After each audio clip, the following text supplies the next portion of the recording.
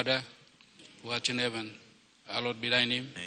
Thy kingdom come, thy will be done. On earth as it is in heaven. Give us this day our daily bread.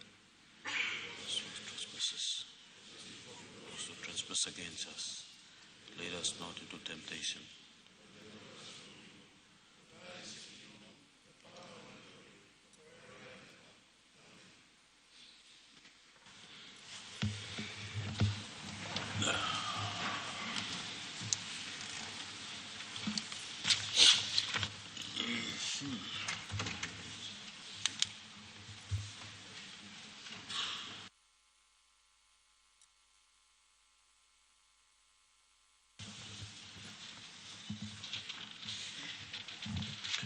Honorable members, I acknowledge the presence in the speakers and public gallery of the Political Science Student Association from the School of Humanities and the Social Science at the University of Papua New Guinea and IBS University Territory Adventist Students Association. On behalf of the National Parliament, I extend you all a warm welcome.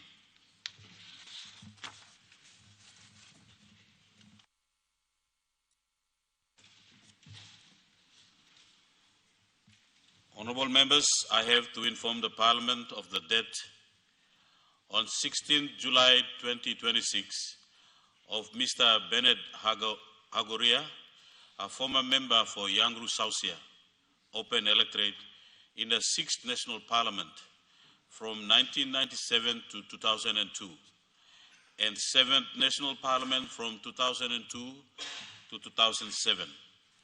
During those terms, he served as a member of the Standing Orders Committee in April 2000, Vice Minister for Communication from May to December 2000, Vice Minister for Petroleum and Energy, then Shadow Minister for Transport and Civil Aviation and Works in the Morata-led opposition following the formation of the Somare Marat in 2002. He was dismissed by the Leadership Tribunal on 11 September 2003. 25 July 2026 of Mr. Anthony Ila, a former member of Lay Open Electorate in the 3rd House of Assembly in the 1st National Parliament from 1972 to 1977, 2nd National Parliament from 1977 to 1982, 3rd National Parliament from 1982 to 1987, and 4th National Parliament from 1987 to 1992. During those terms, he served as member for Constitutional Planning Committee in 1972, Minister for Labour and Employment from 1978 to 1979, Minister for Foreign Affairs and Trade in 1980, Minister for Labour and Employment from 1984 to 1985, and again, Minister for Labour and Employment from 1991 to 1992, and resigned from Parliament in 1992. As a mark of respect to the memory of the late Honourable Gentleman, I invite all honourable members to rise in their places.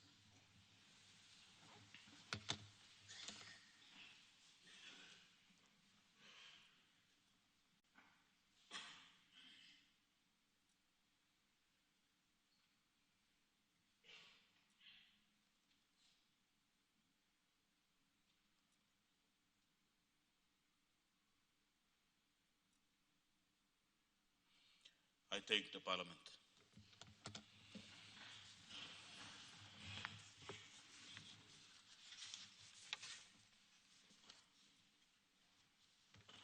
Clerk, petitions, notices. Notice. The Prime Minister and Minister for Sports and Correctional Service gives notice that he shall present a bill for an act to amend the Prime Minister's Act 2000 and for related purposes, 2002 and for related purposes.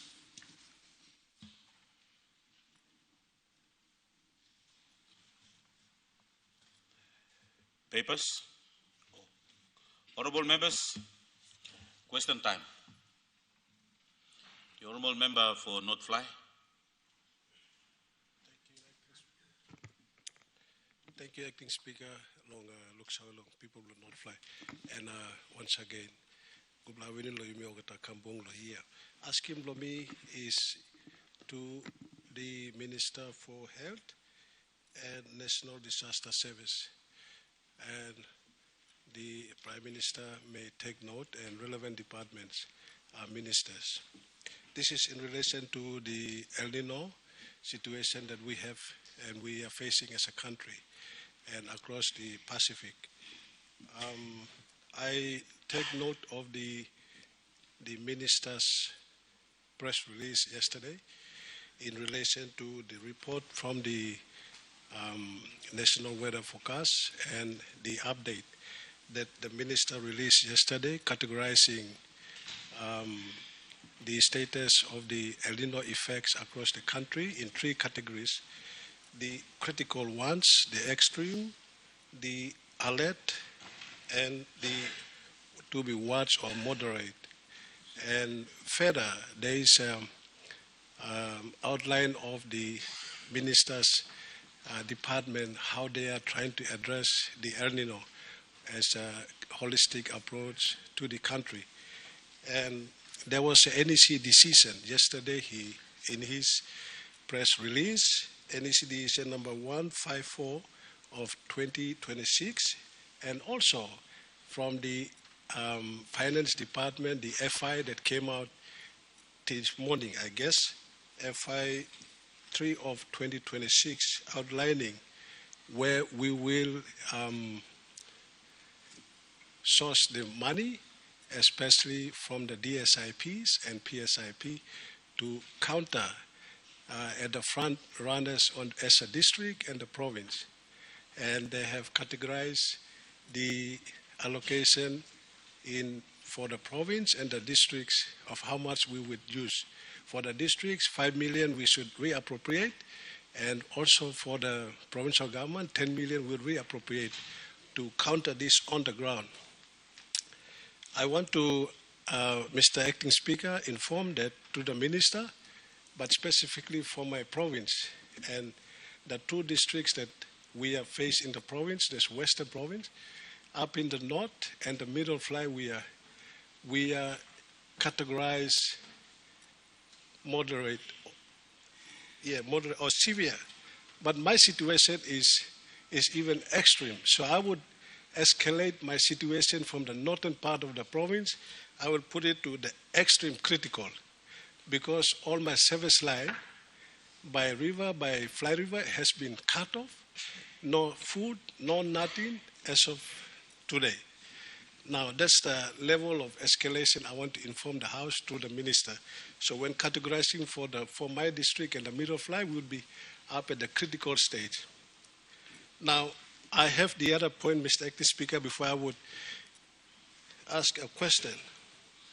The national government of the cabinet have also secured a 300 million through the minister to fund the El Nino. I take note of the DSIP, then the 300 million from the World Bank that's been secured, and therefore my questions are these to the minister. Would you inform the House and the respective districts and the provinces, elaborate more on the FI and your press release, how we intend to roll out the El Nino situation? And also, would you inform us of the 300 million from the World Bank that's been secured? How is it going to be rolled out? Is it going to be held up here in the Waigani, or are we going to dispatch that also equally to all districts and provinces so that we would have those funds as part of the measures we would attack or address the El Nino? Furthermore, I would also ask the minister, my particular situation for Western, I would request if that can be an SOE for me, because all my supply lines have cut off, and there's no way I can survive. Thank you, Mr. Acting Speaker. The Honourable Minister for Health.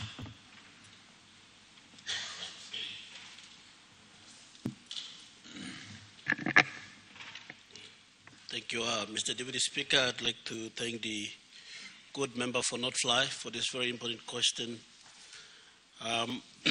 Our country is going through a very severe drought as an effect of the El Nino condition. And this is a very important question we have been working through the last few months. In as far as the disaster management mechanism that prescribed by the National Disaster Management Act, we have already sent out instructions to all provincial governments, especially the provincial administrators, to set up the Provincial Disaster Management Committee. Also, by operation of that same act, the National Disaster Management Committee is also in place, and all districts and provinces, including LLGs and wards, have been operating and collecting information and providing data to the Provincial Disaster Management Committee, which have been fed to the National Disaster Management Committee. So just want to clarify the data that we are using to make decisions. At the same time, it is a multi-agency task force that we work with, including the National Weather Service. So the classification as to which province or district or which region from our countries is either in extreme, severe, or what category they are in is based on all those different information that are coming through.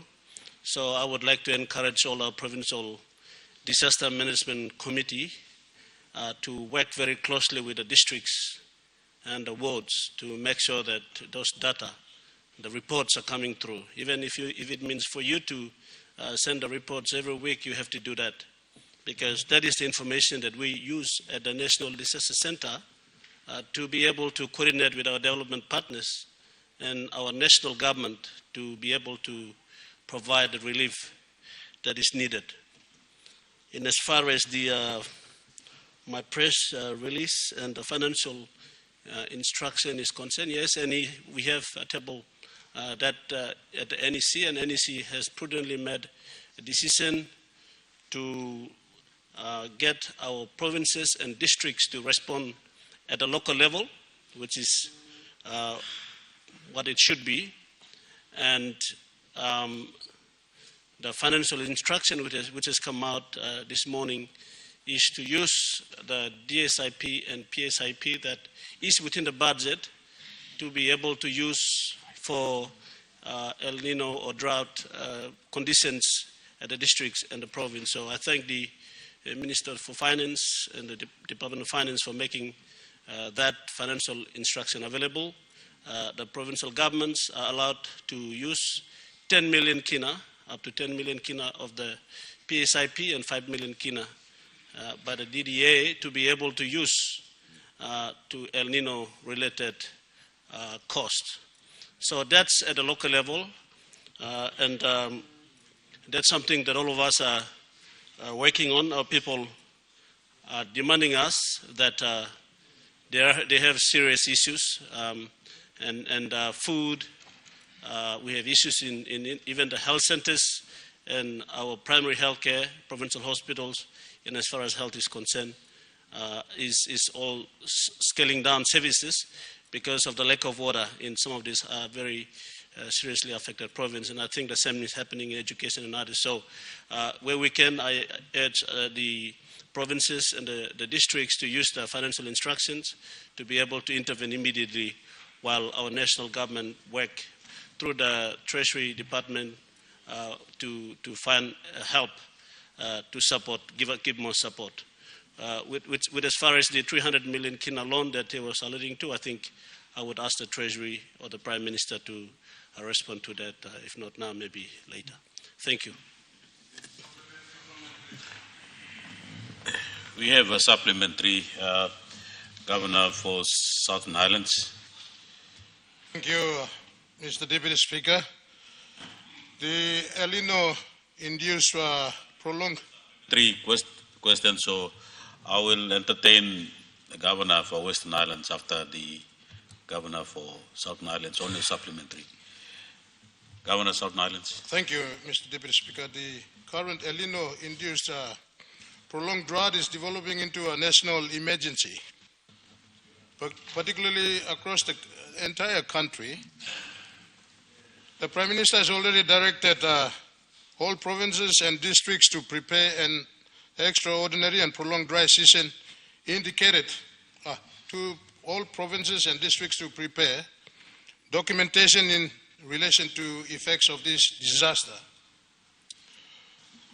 Over the past 2 weeks, Mr. Deputy Speaker, I have been in the Southern Highlands Province and I have received and reviewed detailed assessment compiled by my provincial administration on the effects of the prolonged drought and the seriousness of this national disaster. Mr. Deputy Speaker, in the Southern Highlands, rivers and major waterways are experiencing significant reduction in the water flow, with some rivers and creeks drying up completely. Water sources for communities, institutions, and government facilities are becoming severely depleted, creating an immediate water security concern. Schools are already being affected. We have 184 primary schools, 16 high schools, 9 secondary schools, in addition to Teachers College, Medical School of Nursing, and the Western Pacific University.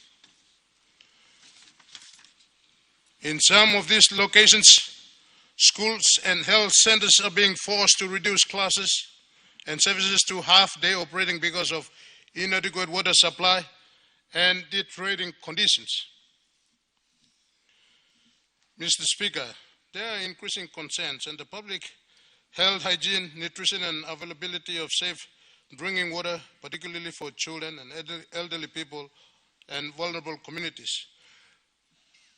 Mr. Deputy Speaker, the situation being faced in the country, and in this case the Southern Highlands, is having a wider severe consequences on the drought impacts across the highlands, including falling water levels, drying rivers and food gardens, damages, etc., etc. My specific questions, Mr. Deputy Speaker. One, on the National Strategy and Action Plan. Given that the Prime Minister has directed all provinces and districts to prepare for an extraordinary and prolonged dry season, can the Minister inform this House whether the national government has now finalized and operationalized a nationwide El Nino and drought response strategy or action plan? If so, what are the key interventions? Which agencies are directly responsible, and what specific assistance is available to the provinces such as Southern Highlands? That's the first. Second question, National Coordination Mechanism. The Disaster Management Act provides for a National Disaster Center to coordinate national disaster response and assist provincial disaster committees. Can the Minister clarify whether there is currently a full operational national coordination mechanism in Port Moresby, receiving, consolidating, and prioritizing provincial drought impact reports and coordinating national assistance to affected provinces and districts? If such a mechanism exists, which agency or task force is responsible? And importantly, how are provincial reports being translated into actual assistance on the ground? I have one such report. Number three, emergency funding. Does the national government currently have dedicated funding available for the El Nino and drought emergency? If so, how much funding has been, like the previous question that has been made, how much has been made available? Where is the funding appropriated or held? Which provinces and districts are eligible? What is the process for accessing these funds? And how quickly can a province with a documented emergency assessment receive assistance? Number four question, immediate assistance to Southern Highlands in this instance. Given the severity of the situation in the Southern Highlands and the fact that the provincial administration has already completed a detailed assessment and costing, will the Honourable Minister commit to receiving the provincial government's detailed impact report and facilitating an urgent national assessment and response to the province? For example, as I speak, Mr. Deputy Speaker, I have the CIS Boyebi. Because of water shortage, they will soon release all the prisoners. I have schools, teachers, water tanks that are running out, and they cannot continue to run those schools. And in Mendi, the provincial capital, police houses are running out of water, and they have families. Number 5 question, water, health and education emergency. What immediate assistance is the national government prepared to provide to ensure that schools, hospitals, health centers, police facilities and other essential public institutions in affected provinces have adequate water supplies to continue operating? Number 6, provincial and district coordination. Finally, can the minister provide to this House with a clear national response and preparedness framework showing how the national government intends to coordinate and the National Disaster Center, provincial administration, district administrations, LLGs and relevant national government agencies in implementing the drought response? Finally, Mr. Deputy Speaker, this is no longer simply a water issue. It is becoming a water security, food security, health, education and livelihood crisis. The people of Southern Highlands and the entire country and other affected provinces need to know what assistance is available, where the funding is, who is responsible for coordinating it, and when that assistance will reach the communities that are already experiencing the effects of the drought. Thank you, Mr. Deputy Speaker. Honourable Minister, honourable members, Minister, before you respond to the question, I'd like to remind the House that you addressed the Chair as Acting Speaker for the reference of the handset. Thank you. Thank you, Acting Speaker. I take note of your advice, and I would also like to thank my Governor for Southern Highlands, Governor Powie, for the series of questions. And I do believe that those questions are not just pertinent to the Southern Highlands province, but to all the provinces across our country. So I thank him for those questions, and I would like to ask him to hand me those questions to me, including the questions that were raised by the good member for Northfly, so that I can be able to respond to those questions one by one in the next sitting of Parliament. Thank you. I've received a supplementary question from the Governor for Western Islands. So, Governor, Western Islands. Thank you, Acting Speaker. My question, supplementary question to the Minister for Disaster. Some of the questions I was going to ask is my comrade Governor for Southern Islands has said, but I just want to add on a little bit. For Western Islands Province and the Highlands region, we've been facing this drought into probably 7 or 8 months now. And it is quite serious. I want to advise the members of Parliament. The government has to give us a clear indication of how we're going to handle this, because the situation is frightening. Situation is frightening, and for us to use some of our DSIP funds for the province, and even members of Parliament too, I don't think we have that kind of money to handle this situation. And already our people are going into problems now. They are facing, they have no gardens, and not long they're gonna they're going to attack us leaders on the ground. So we should declare this as a state of emergency, or something serious has to be addressed by this parliament today. We cannot leave it on because we don't know. We are not scientists here, so what's going to happen in the next few weeks and months, we don't know. Sorry to interrupt you. Ask you to ask your supplementary question. Yes. Since you doing a statement, I would not allow for that. Okay, my supplementary question is we are going into a very serious situation, which is the drought. So the questions are in line with the Governor for Southern Island just asked. Thank you. Honorable Governor, Honorable Minister, I will not allow you to answer the question. I think you have already answered that you will prepare a statement in that regard. So, Minister. Acting Speaker, I just want to also add that our national government has not been sleeping. We have set up the ENSO Task Force 2026 to make this issue as a national, sort of a national security issue. It's not just the Office of the National Disaster that is dealing with it. It's all of government approach. And also our Prime Minister has indicated that there will be a supplementary budget coming up next week. So that is the government reallocating funds to deal with the issue. So I just want to put that out so that we don't look like the government is not doing anything. We're working on this, and it is a all-of-government approach. The national government is taking charge of El Nino disaster in our country. So I will respond accordingly, as I mentioned earlier. Thank you, Acting Speaker.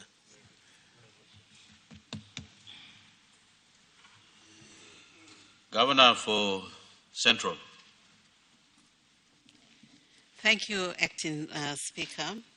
My question without notice is directed to the Minister for National Planning. But since he's not here, I will, if I may, ask the Prime Minister.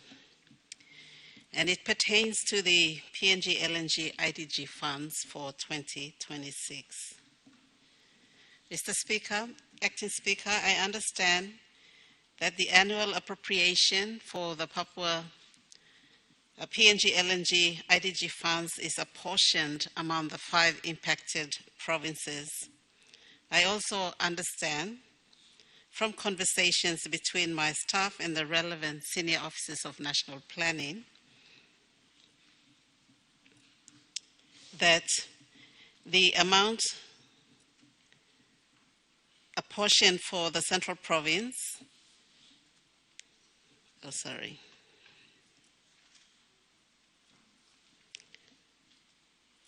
is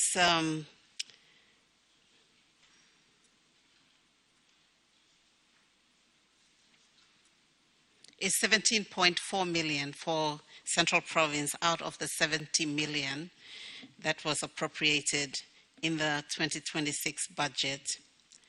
Given the assurance that the 17.4 million was apportioned amount for Central Province, the amount was captured in the 2026 Central Provincial Budget to expand on the province's internal border security development project. The project is a critical infrastructure project that will contribute to monitoring the movement of vehicles and people in and out of Central Province, to ensure the safety of the people and the businesses operating in the province, including the general public traveling in and out of the province.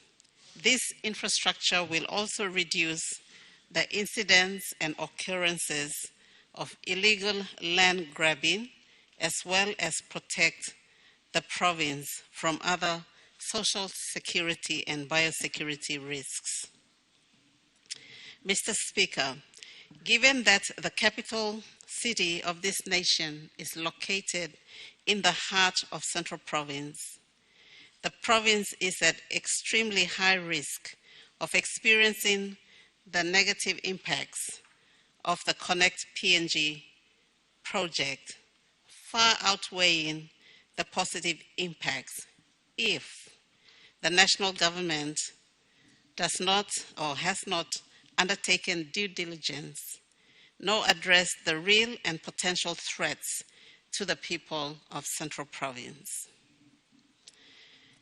Mr. Speaker, the people of Central Province are peace-loving, they are respectful, and they are cultured by the British to be law-abiding citizens.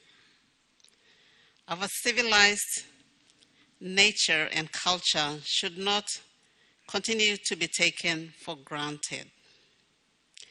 The Central Province Internal Border Security Development Project. Honorable Governor, we have a point of order. The Honorable Minister for Tourism. Good, Governor for Central Province, to go straight into the question, please. It's during much of the question time. Thank you. Honorable Minister, your point of order is in order. Honorable Governor, make your statement short and ask your question. So we have enough time for the question time. With due respect, Mr. Acting Speaker, we can extend question time. This is important for the people of Central Province. Ask your question. The Central Province Internal Border Security Development Project was submitted in August of 2025 to the Minister, Good Minister himself. Copies given to the Secretary. From January to May, June, my officers followed up and never got an audience with the Secretary on the release of these funds. In late June, I was informed that 69 million of these funds were released, were warranted. I do not know at this point in time what the cash equivalent of the warranted amount has been transferred to the recipient or recipients. Mr. Acting Speaker, my questions to the Good Minister for National Planning are: one, can the Minister confirm if a warrant of 69 million has been released? 69 million of the IDG funds has been released. Two, can the Minister confirm if the cash equivalent of the warranted amount has been transferred in part or in full to the recipients? And three, if in part, how much has been transferred? Fourth question. Honorable Governor, we have a point of order. Mr. Speaker, Acting Speaker, the Good Minister for National Planning is not in Parliament. So if you can ask the Good Governor to direct questions either to the Prime Minister or all the questions back until the Minister is back. Thank you. Honorable Minister, your point of order is in order. The Honorable Member have asked that since the Minister is not here, he's asking the question to the Prime Minister. The Honorable Governor, I think what Minister have raised is that when you ask your question, you referred mentioning the Minister, which is not on the floor. You're asking the Prime Minister, so make mention that your question is directed to the Prime Minister. Honorable Governor. Thank you, Acting Speaker. Can the Prime Minister advise, that's my fourth question, if the Department of National Planning will find the 17.4 million kina from other sources, other funds within the PIP budget and release that to the Central Provincial Government?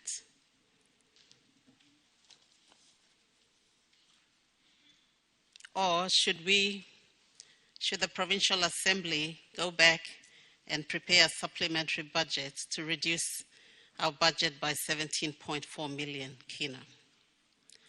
Final question, can the Prime Minister identify the recipient or recipients of the 69 million IDG funds from the 70 million appropriated in the 2026 PIP budget? Thank you very much. The Honorable Prime Minister. Thank you, Mr. Deputy Speaker. I beg your pardon, Acting Speaker. I want to appreciate the Governor of Central for asking this seriously important question. What happened, basically, or succinctly, it is a question asking what happened to this year's IDG funds that are appropriated, and if so, where is Central Province Fund? And I want to respectfully ask her if I could take a time to respond back when I'm fully equipped with information pertaining to her 6 questions. And in any case, with the El Nino that is upon us, and mind you, we also running close to 800 million kina on top of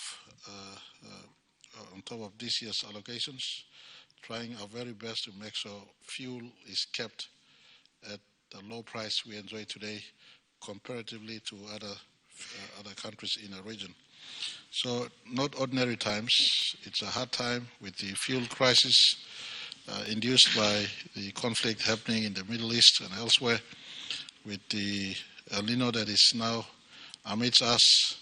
I just want to offer counsel to all our leaders that this is no ordinary year. Treasurer is in deep relook at our budget 2026 to making sure that we shift non-priority allocations. And we had the experience of handling our economy through COVID-19 in 2020, where we were able to tighten our belts and buckle up. And those experiences will resurface again as Treasurer tries to take us through 2026 for us to keep essential services running. And if such where some PIP projects are seen to be, at least we can live without it until next year or into subsequent years, then Treasurer and the Cabinet, which will sit, by the way, tomorrow, even though it is a public holiday, we'll attend to our church-related activities in the morning, but in the afternoon, Cabinet is recalled to have a look through these matters.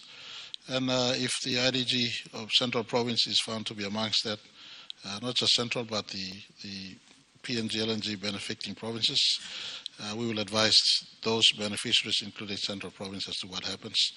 But I would advise the Governor to await the supplementary budget that is being put together.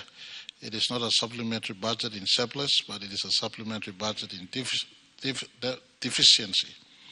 We are in deficit, especially in terms of the unforeseen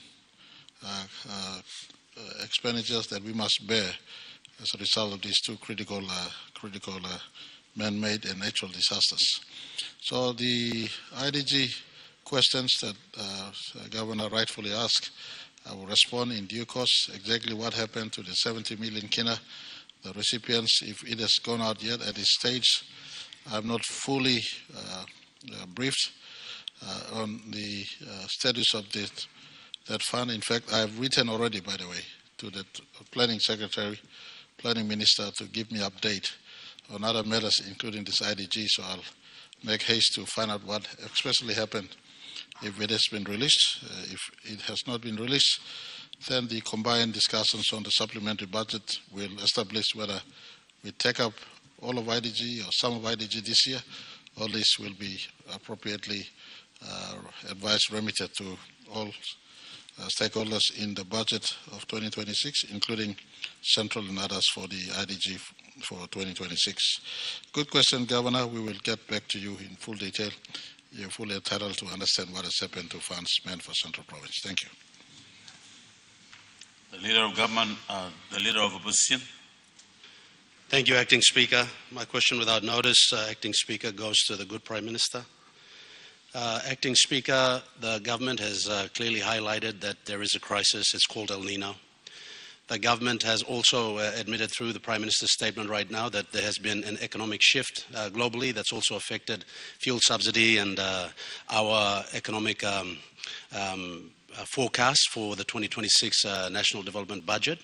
We thank the good and hard-working Treasurer for getting $300 million from the World Bank. That required masterful negotiation. and that's in preparation for El Nino distribution. Mr. Acting Speaker, my two questions to the good Prime Minister is simply, one, when will he table a supplementary budget to deal with the El Nino, because it is a national crisis, Mr. Acting Speaker? And the lived reality presented by the good Governor for Southern Highlands and for Western Highlands, the response by our Minister, simply put, is just simply not good enough. This is a crisis. We expect government, executive government, to be on their toes, to be responsive, to understand what's going on, to elucidate the plan of action that the government has to deal with this national crisis, to give confidence to the people of Papua New Guinea. So, Minister, take note. So, Acting Speaker, if the Prime Minister could confirm to the House and the people of Papua New Guinea when he will be tabling a supplementary budget that effectively deals with El Nino and the national general elections 2027. And secondly, Mr. Acting Speaker, is for the Prime Minister to also confirm to the Honourable House that we will be adopting, it's on reference page 1464, and it's Private Business Agenda 65 on the notice paper. It's the Special Parliamentary Committee on the 2022 general elections, the recommendations. Because for the national general election preparation, Mr. Acting Speaker, the Prime Minister, and we thank the Prime Minister for recommending that the SBC on 2022 general elections becomes part of IDAC, the Interdepartmental Election Committee, but it can't participate or have the recommendations adopted unless Parliament ratifies the report and adopts the recommendations in the House. So this is outstanding. If Leader of Government Business can also take note, and for this Honourable House to deal with this matter during this session of Parliament. Thank you, Acting Speaker. Honourable Prime Minister. Thank you, Mr. Acting Speaker. I want to thank the Opposition Leader for two important questions. Firstly, on the supplementary budget, Cabinet is in its final leg of going through the matters pertaining to supplementary budget.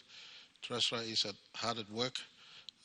As I said, instead of taking a day off tomorrow, Cabinet is constituting at 1 p.m. in the afternoon, and we will be going through the supplementary budget notes, and if everything is dispensed or approval given, then next week Tuesday, this time, Treasurer should be handing down our supplementary budget. On the matter pertaining to the Special Parliamentary Committee report on 2022 elections, it's a matter that is a property of Parliament.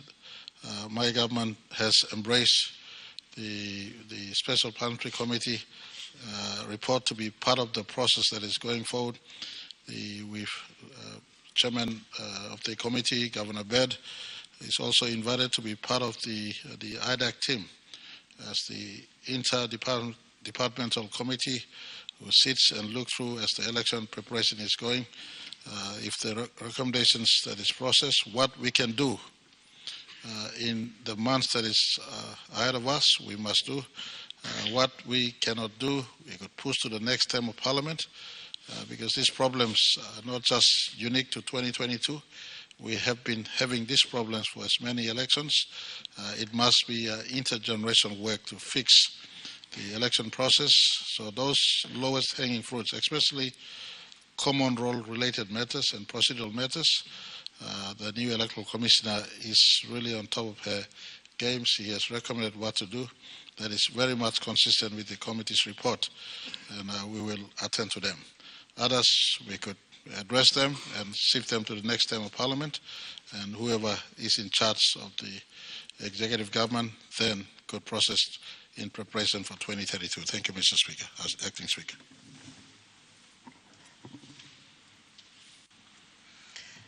The Honourable Governor for Milne Bay.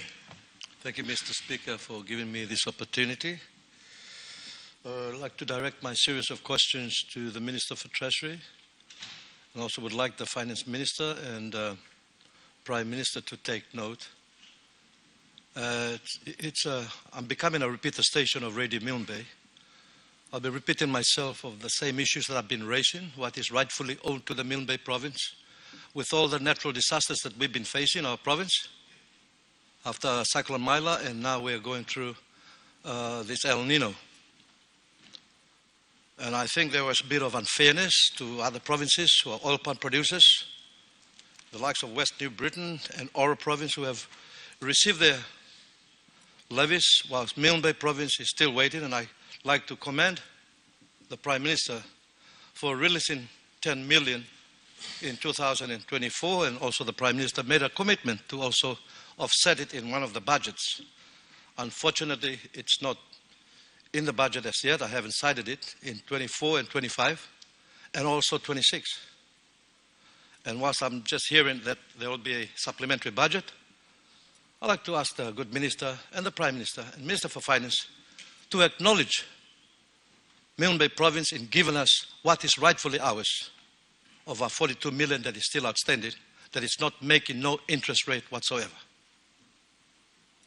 And can the Minister now just tell me the truth, and I'll never ask the question ever again, because I'm fed up of asking the same question over and over, and I'm becoming Radio Milne Bay Station. I'm becoming a repeater station or Central Radio. Thank you. Thank you, Mr. Speaker. The Honourable Treasurer. Thank you, Mr. Acting Speaker, and I want to thank my good brother, the Governor for Milne Bay, for his question, and I do acknowledge the number of meetings that he had with Treasury as well as with other ministers on the outstanding oil palm proceeds from the sale of your shares. You wanted an honest answer, so I'll give you an honest answer. For the 42 million or part of it to be paid, it needs to be reflected in the budget, and it hasn't been this year.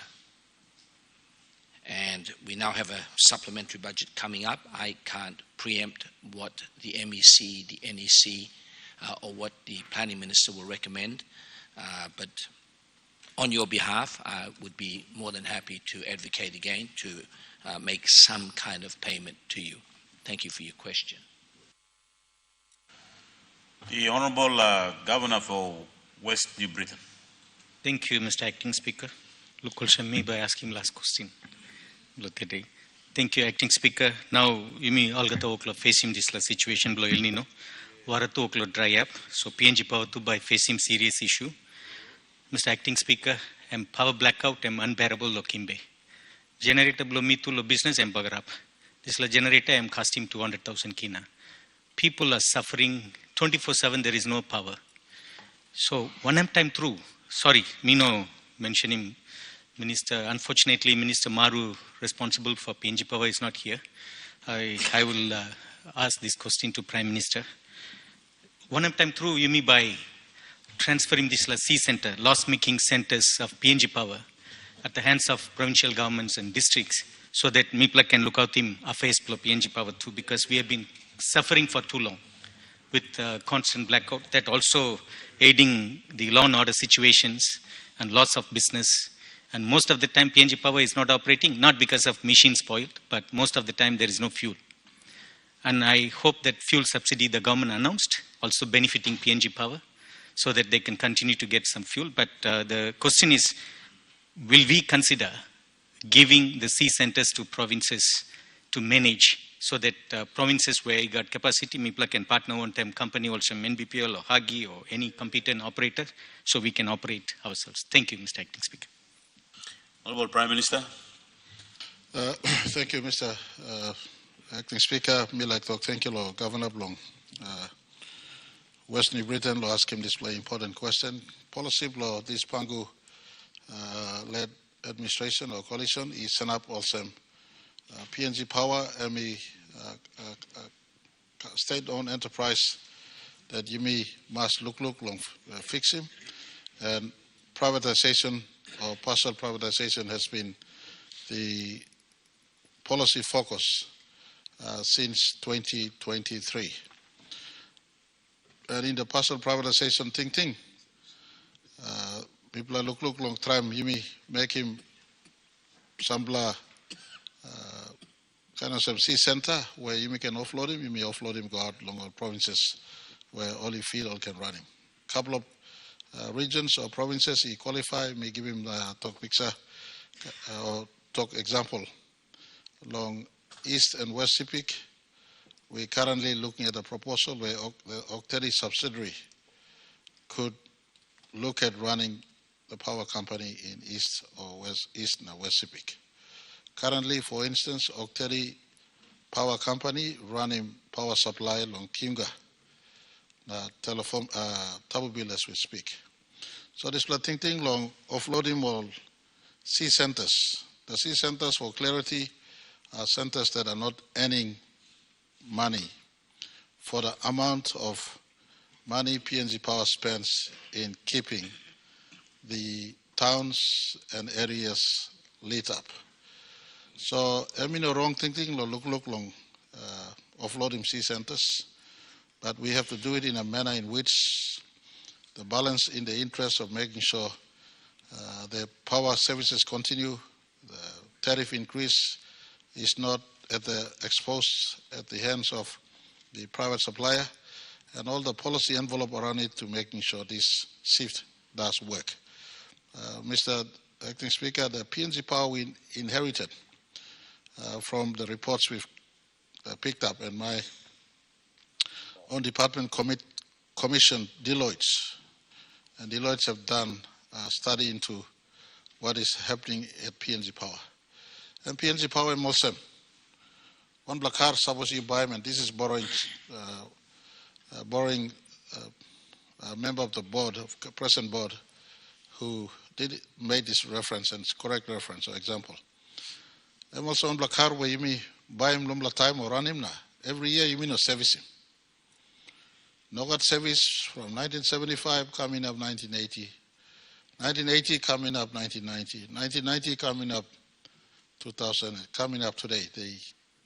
The routine service, whether it's in the generation space or in the line and reticulation space, or even the system that runs in terms of getting people to pay. There are a couple of C centers, they completely don't pay. In fact, 80% of one major center in the Highlands grid don't pay at all. Don't pay at all. So this, the PNG Power is a very sick state animal we're carrying to this state. If I were to make example of a cancer, it's cancer. It's in a terminal cancerous stage. It's not even stage 1, stage 2, or stage 3. It is now in a stage 4 cancerous stage, and that's a honest assessment of this company that supplies power to us. It has not been helped when cost of doing business has been rising the last 20 or 30 years. There's never been a tariff increase on PNG Power because we want to help our people. It's only recently that we've allowed for a small increase. So that small increase is being passed to PNG Power, but in the midst of many of the current liabilities they carry, the entire main company is being suffocated with debts and liabilities, and it's just keeping its head above waters. My own government, our government assisted with close to 1.5 billion kina worth of help, in infrastructure, especially, for instance, the uplift of the new grid, 132 grid from Edevu to Port Moresby, to get the 54 megawatt of power from Edevu supplied into the Port Moresby grid. Those are work we're doing, but it just needs a completely surgeon's hand to get in and make a cut where it is necessary, to remove the carcinogenic part of the business and allow the business that could be given life again. And the answer, the governor's question, has some answer to it. We're looking at provinces who can run their own power companies through licensing, and this reform started 3 years back when our government set up the National Energy Authority. So through the National Energy Authority, provinces could have a bid for this. So the policy will come out clearly on this one. So provinces who feel they could run their own power company, they could look at how PNG Power as owners of the asset currently in those places could work in partnership with the provincial government. And I've alluded to already, we're trying to trial East and West Sepik under these arrangements. The provincial government, what's wrong with provincial government having a power company? And PNG Power having a partnership in this. So these are sort of the direction we're trying to move into and allow at the provincial level power generation to be also offloaded. So it's a work in progress, Governor. Your province also qualifies to have a go. You got Hagi through oil pump that could generate power. And so those policy clarity will be open up for all of us before the Sydney conference in terms of mining and petroleum and energy conference later this year, and for possibility of offloading sea centers and getting PNG Power to maintain Port Moresby, Ley, the Highlands grid so that they could be getting back to work and trying to bring some positive into the balance sheet that PNG Power has these days. So a good question, a question that is consistent with the way we're moving in terms of our policy focus in semi or partial privatization of PNG Power as we start the process. Thank you, Mr. Acting Speaker. Honourable members, our question time is elapsed. Clerk papers.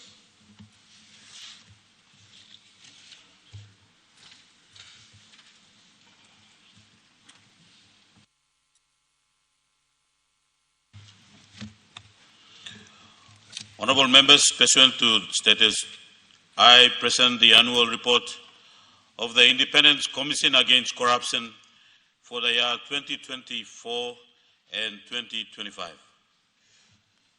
Leader of Government Business. Acting Speaker, I move that Parliament take note of the papers and the debate be adjourned and made an order of the day for a subsequent seating. The question is that the motion be agreed to. Those in favour say aye. Those against say no. Ayes have it. Leader of Government Business.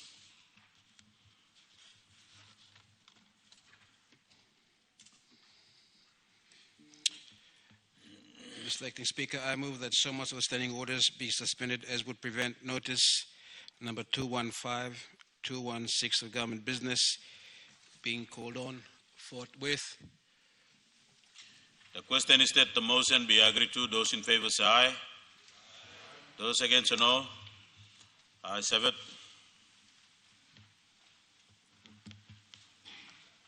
Clerk.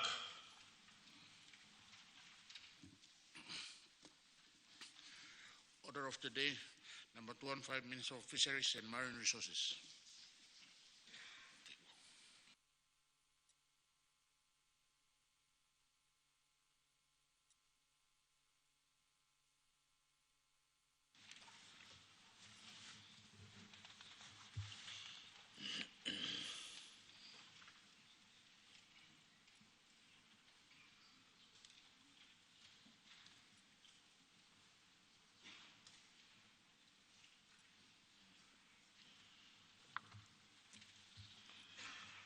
Minister for Fisheries and Marine Resources.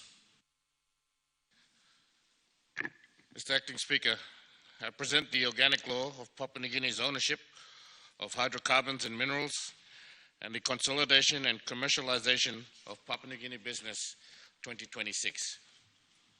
Clerk. First reading. A law to alter the organic law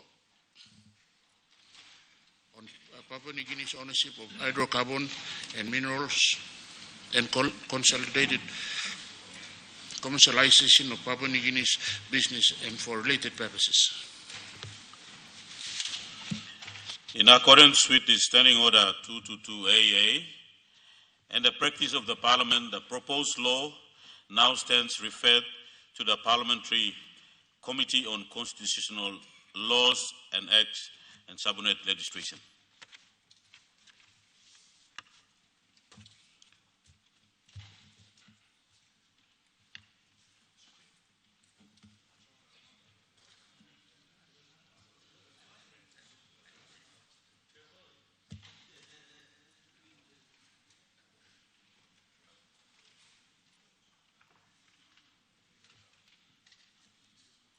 Minister for Education.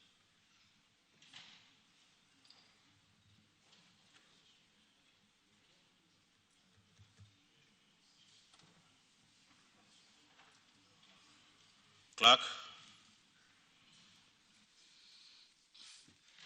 Order of the day, number 216, minutes for higher education, research, science and technology.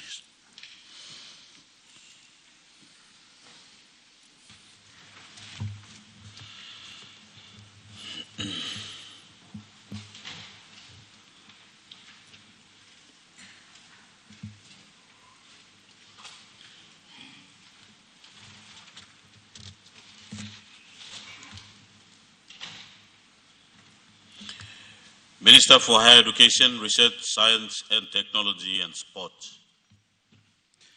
Mr. Speaker, I present the Pacific Adventist University Bill 2026. Clerk.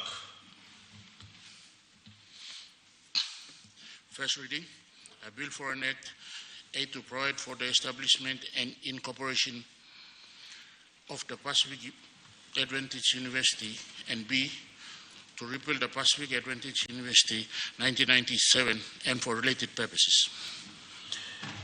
Minister for Higher Education, Research, Science and Technology.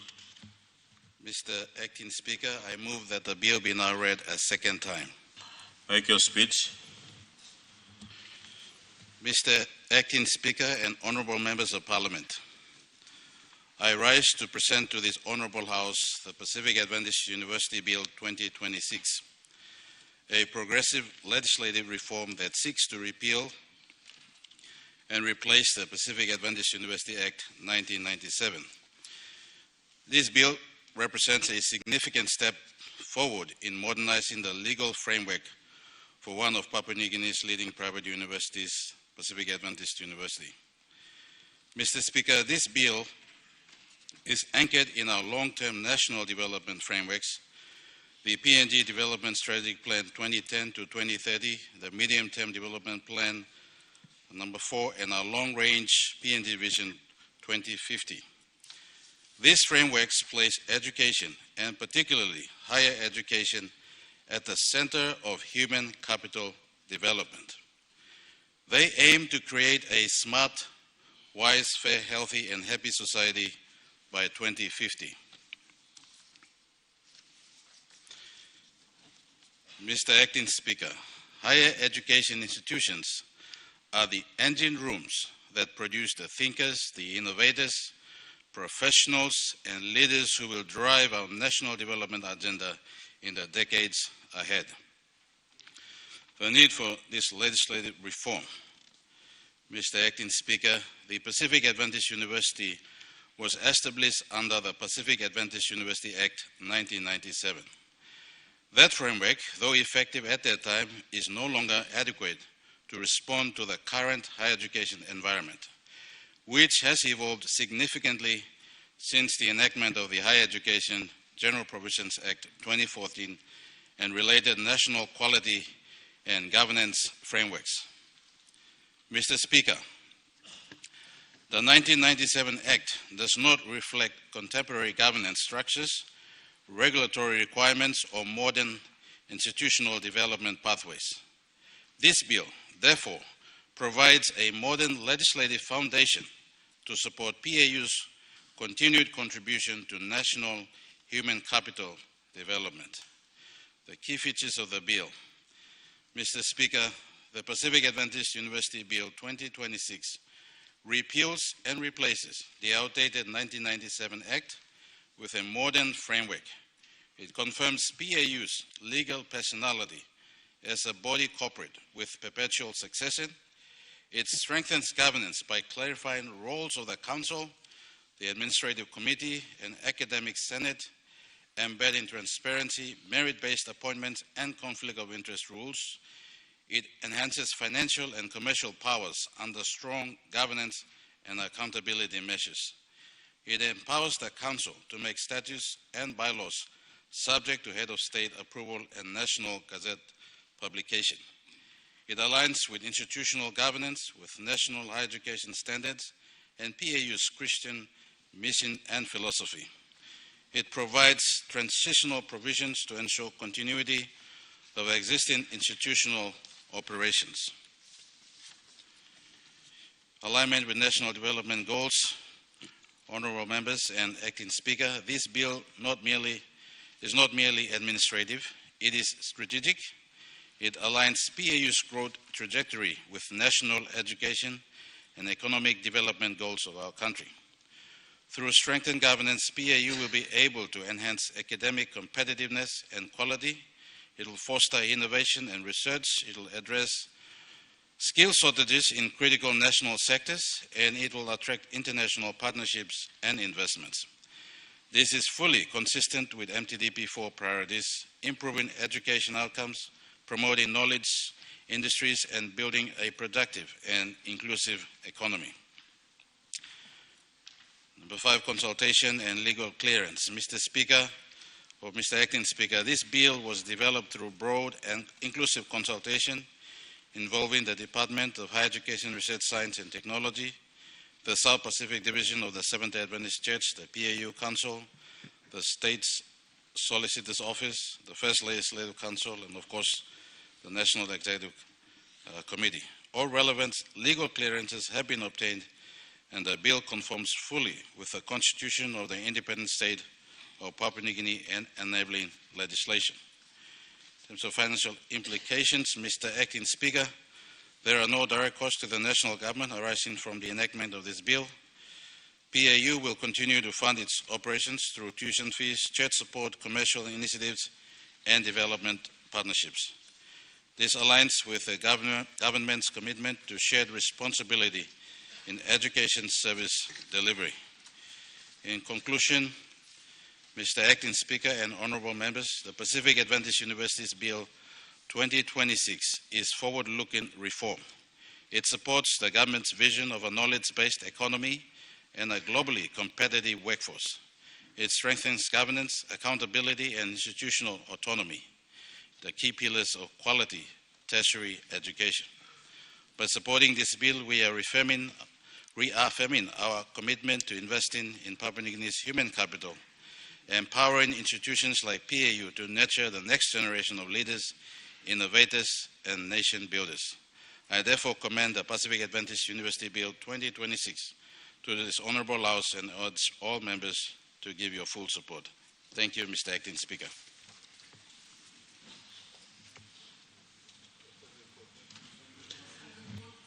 The question is that the question be put. Those in favor say aye.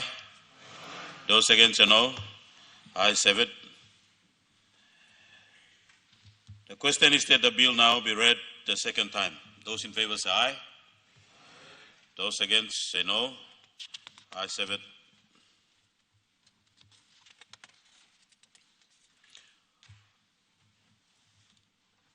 Clerk.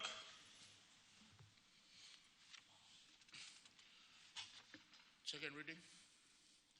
A bill for an act, A, to provide for establishment and incorporation of the Pacific University, Adventist University, and B, to repeal the Pacific Adventist University 1997 and for related purposes. Honorable members, I have to announce that I have received a message from His Excellency, the Acting Governor General, Honorable Job Pomat, CMG MP, dated 17 July 2026, recommending the expenditure of public money in accordance with Section 210 of the Constitution, insofar as the bill related and provides for such expenditure. Minister for Higher Education. Mr. Acting Speaker, I ask leave of the Parliament to move the third reading forthwith. Is leave granted? Minister for Higher Education. Mr. Acting Speaker, I move that the bill be now read a third time. The Honorable Member for Abao. Acting Speaker, just a very short supportive statement. Once again, congratulate the Honorable Minister for this another important bill on a very important and relevant institution in our country, Pacific Adventist University, run by the Seventh-day Adventist Church. In the last debate on the minister's presentation of the standalone medical faculty university, some of us commented that maybe the minister should look at an overarching legislation rather than every university, every institution who wants to become a university for each law. Why don't we have an overarching law so that there is a system and process of those applying to be granted university status, rather than every institution coming and seeking Parliament for its own statutory provision from Parliament.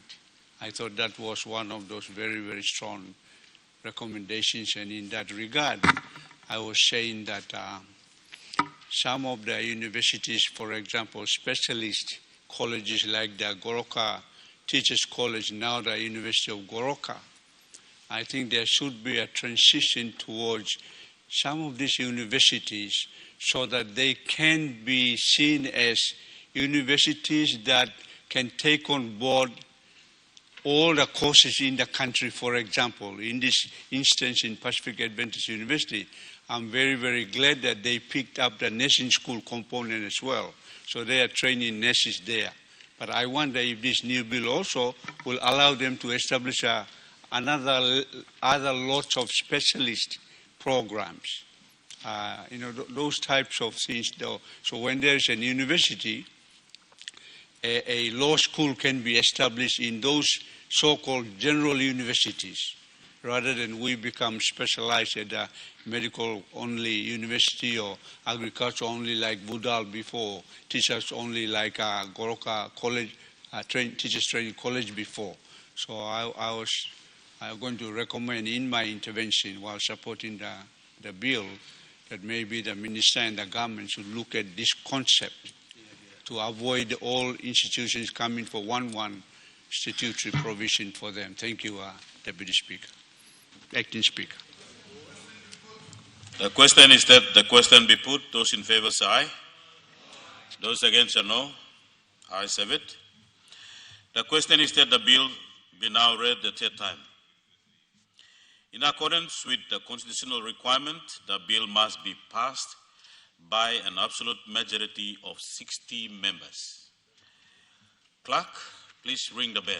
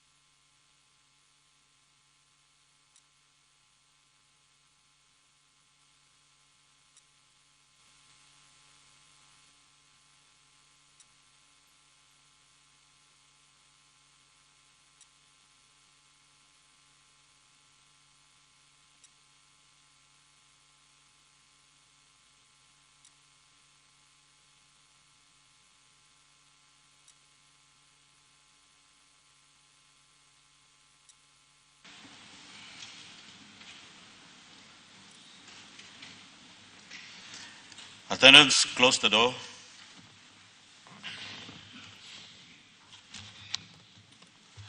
The question is that the bill be now read a third time. Would those in favor please stand?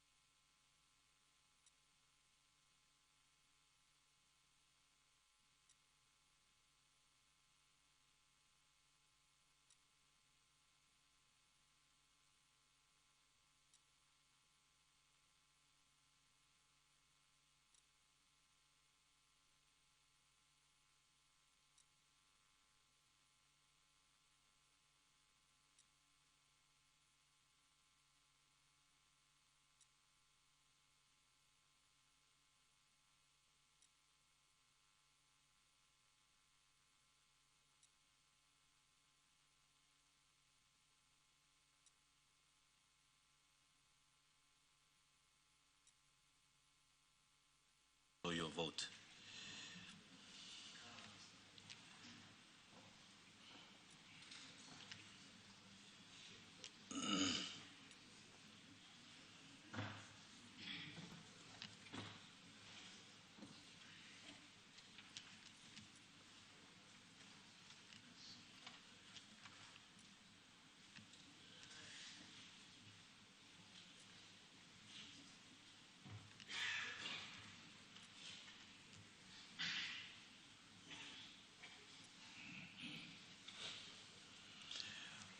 Would those against please stand?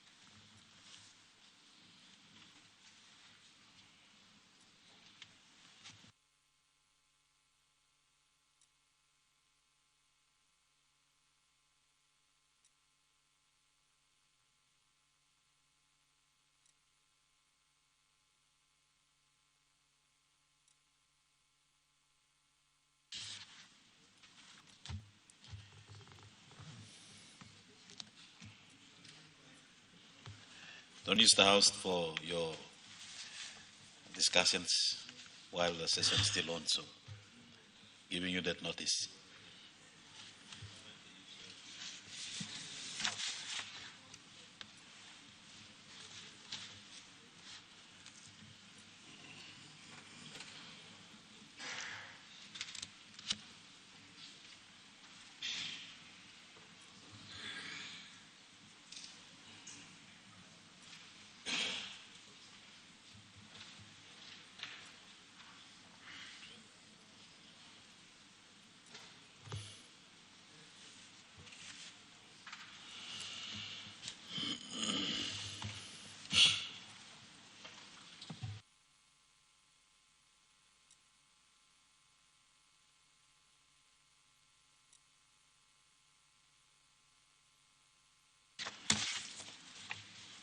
Honorable members, the House vote stands as those vote in favor 62 and against not 0.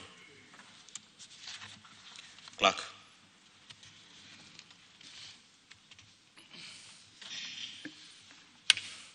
Third reading.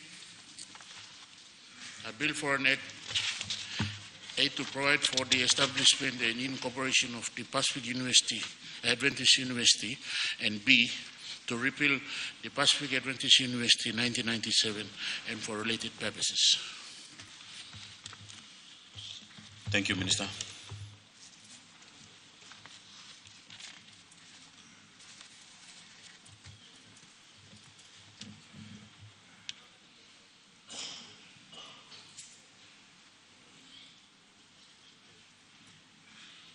Leader of Government Business.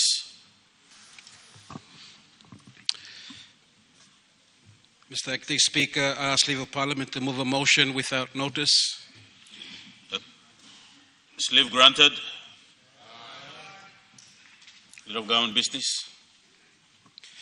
Mr. Acting Speaker, I move that so much of our standing orders be suspended as would prevent Parliament at its rising adjourn until Thursday, 27th August 2026 at 10 o'clock a.m. The question is that the motion be agreed to. Those in favor say aye. Those against say no. Ayes have it. Leader of Government Business. Thank you, Acting Speaker. Before I move a motion, I would like to acknowledge all our students in the chambers. Thank you for your attendance. I also want to remind all our honorable leaders that tomorrow is a special day, Repentance Day tomorrow, while the country will observe and we have a public holiday. We also have a special gathering at 12 o'clock at the State Function Room. So I welcome all leaders to attend at 12 o'clock for about an hour at our State Function Room. So please feel free to attend. Acting Speaker, I move that Parliament do now adjourn until Thursday, 27th August 2026 at 10 o'clock a.m.